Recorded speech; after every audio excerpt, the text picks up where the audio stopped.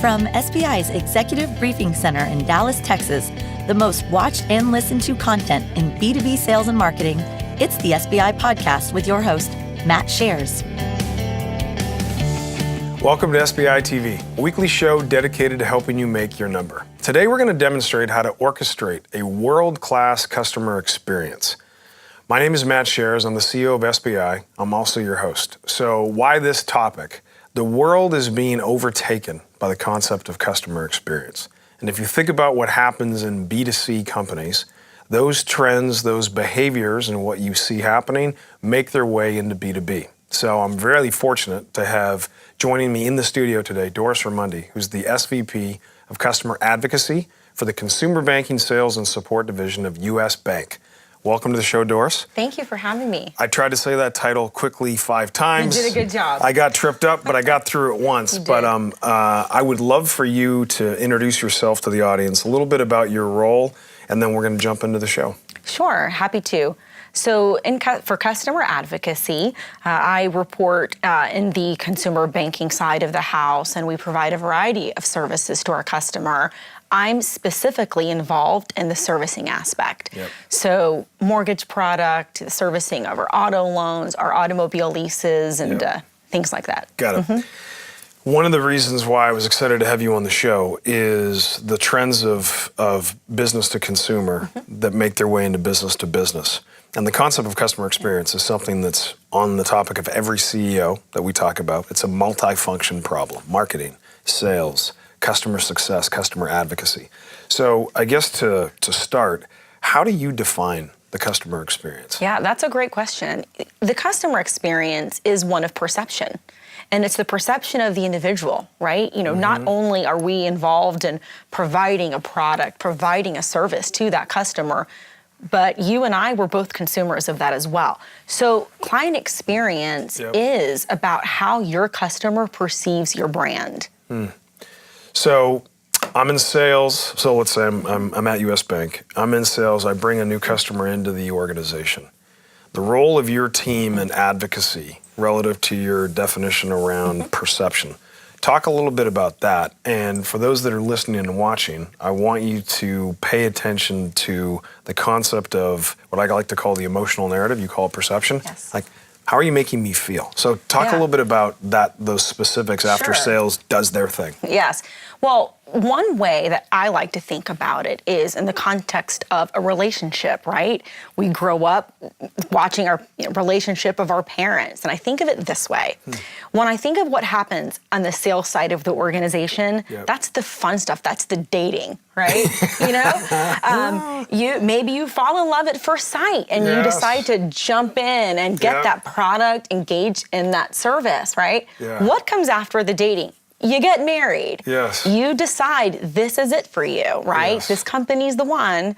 They're going to provide me the service, right, that I need. For us, it'd be banking, that marriage for banking.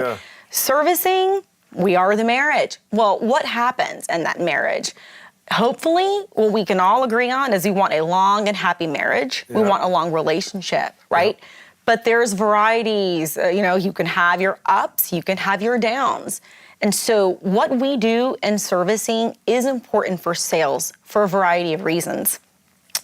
When we think about servicing in the terms of a marriage, how we execute in servicing is everything, right? It allows the sales side of an organization to be the first one that customer is going to consider for expanding the relationship, for deepening their products and services that they want to get from you, right, and from your company. So that's really how it goes. That's how I believe we help the sales side of the house. And I would encourage anyone in the sales part of an organization to think about a few things, right?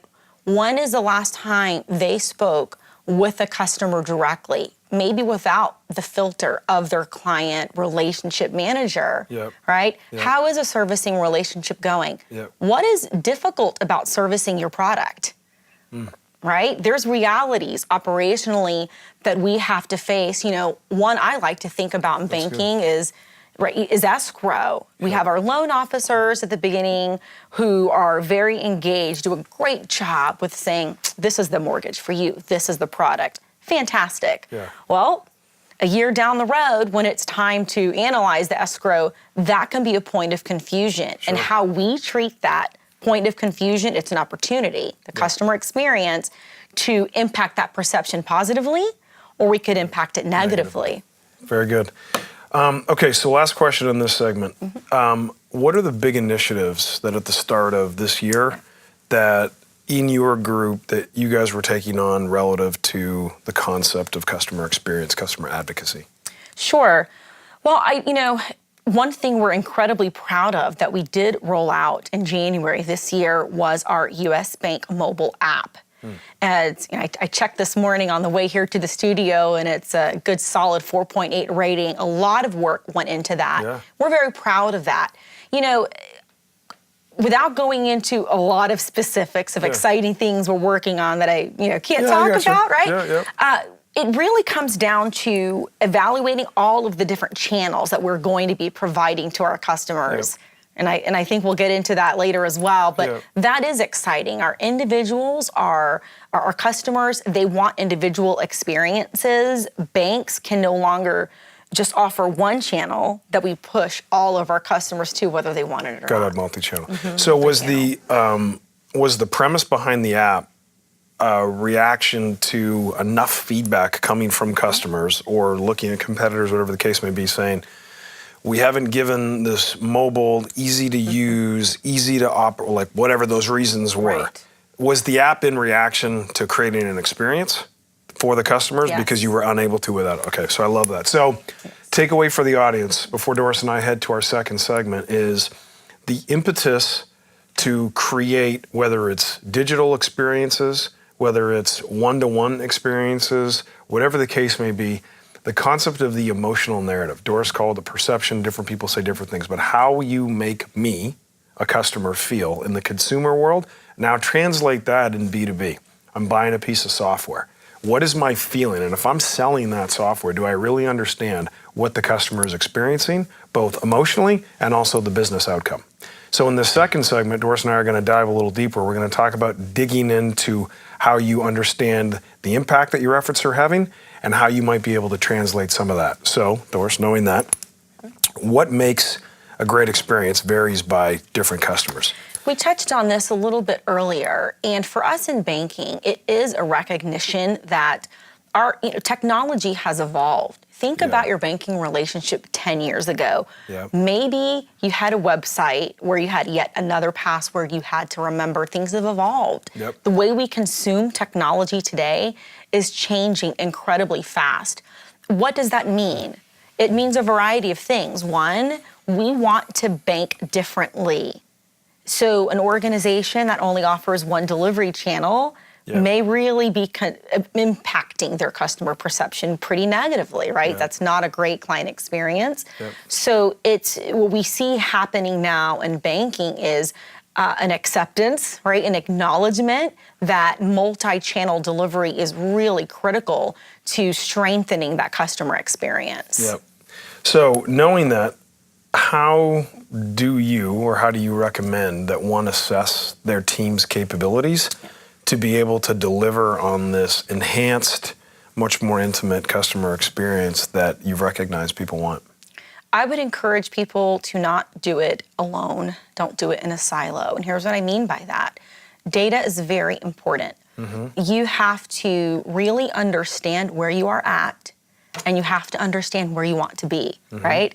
And what we normally do is say, okay, I've got the data, right? Maybe I look at my JD Power ranking, I might look at customer loyalty scores, maybe you do surveys, and that's great.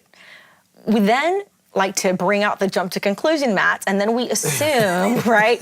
We know exactly why we're deficient and what we need to do to get from point A to point B. I would encourage people to take a pause and to really express to the leadership in the organization, it is a worthwhile exercise to validate your assumptions. Maybe you're right, and you know exactly why you're not here. And maybe you know exactly how you need to get here. But maybe you weren't. And that is a great thing to know. It saves you money, it saves you a lot of resource, and it lets you deliver an amazing client experience to your customer that mirrors what they're looking for. Yep. So on that vein, when you talk about what customers are looking for, it's really hard to do it alone in any organization.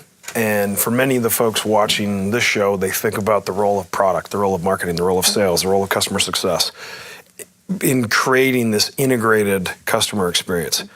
How do you, running advocacy, interlock with other functions at US Bank to ensure that there is a frictionless experience?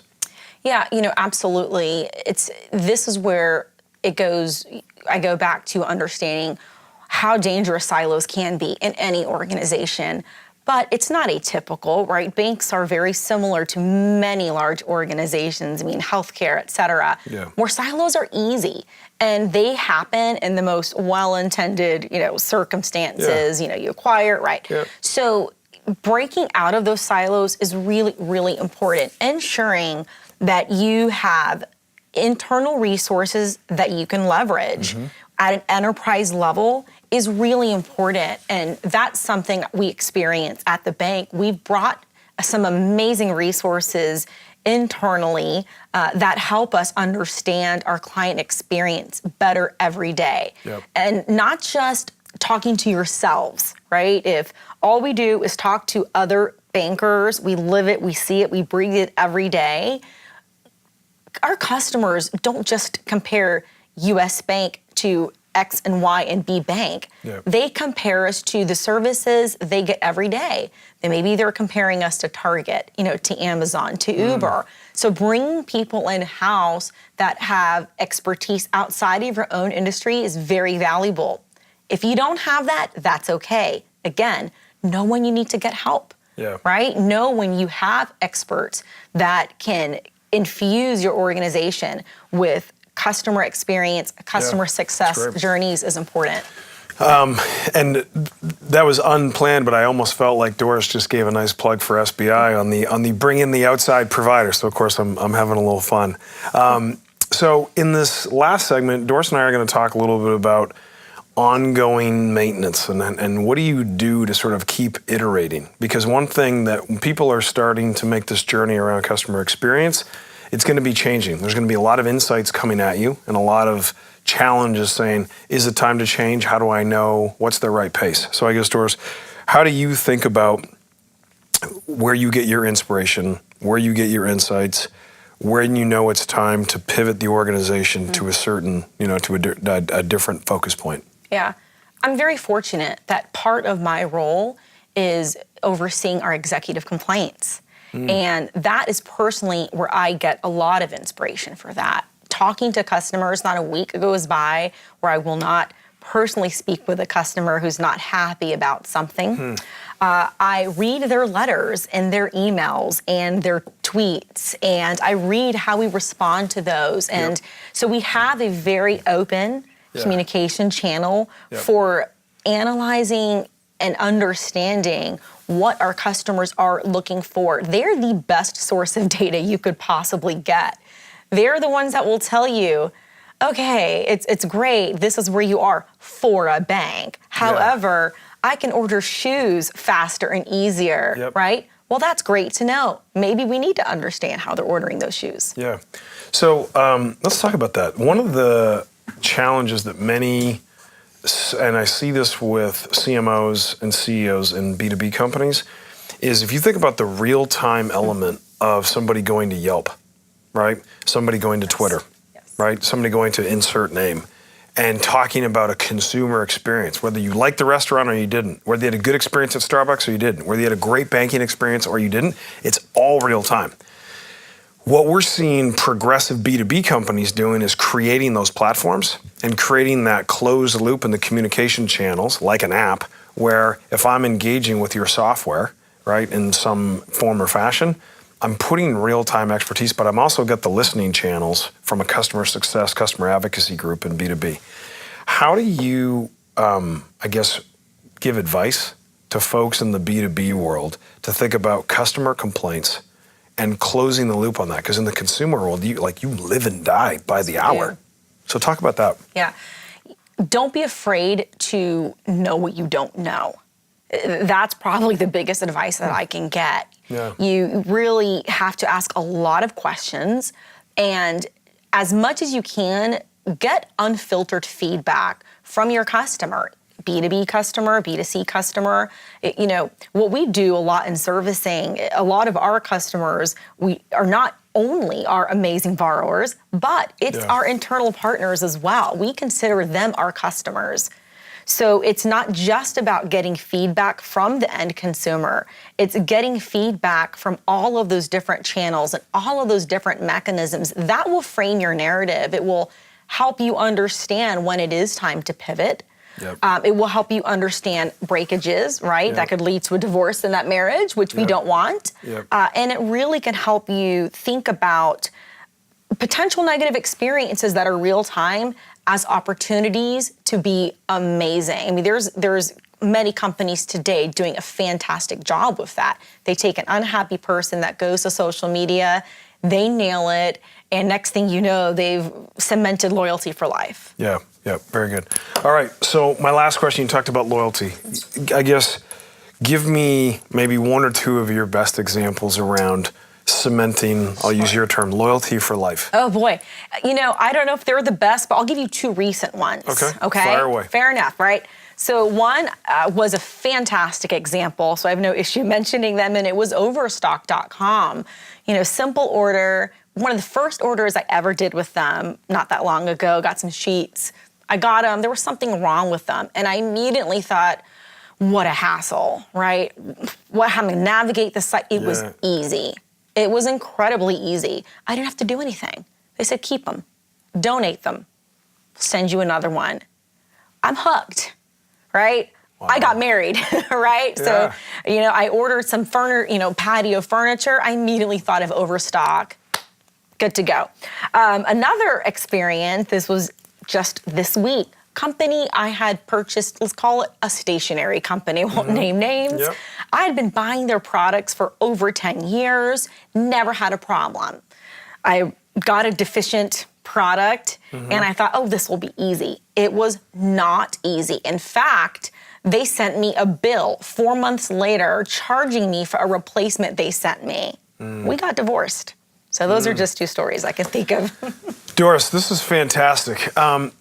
So I want to make sure that our viewers and our listeners take a couple of key elements from you. Is one that I took away just from conducting the interview is the channels that you are using to be on around the customer experience. And it's multi-channel, it's all the time. It's not this sort of analog motion of every 90 days reviewing win-loss reports. It's on an everyday basis. Two, you're breaking it down to users and buyers and understanding what people are expecting in those different components and reacting. Then number three, you talked about perception at the top of the show. And what people perceive their experience to be is what their experience is. That's the reality. So we can all get excited about what we say we're doing, but what people perceive it to be is exactly what it is. The whole concept of perception is reality. So on behalf of the SBI team and our listeners and our viewers, I appreciate you making the time. Thanks for having me. Yeah, this was great to see you. For those of you that are out there watching and listening, you have a choice on where you put your eyes and your ears. And I hope that you got some benefit out of today, one of the most iconic brands, talking about what they've done to revolutionize the customer experience. As you're sitting there and you're saying, how does this apply to me? Remember, B2C trends sweep B2B. This is coming, and it's coming like a tidal wave. You need to get yourself ready for it. So thank you for your continued support. That's it for today. And as always, until next time, I wish you good luck as you try and make your number. This has been the SBI Podcast. For more information on the studio, SBI's Executive Briefing Center, our team, or to schedule a workshop, please visit salesbenchmarkindex.com.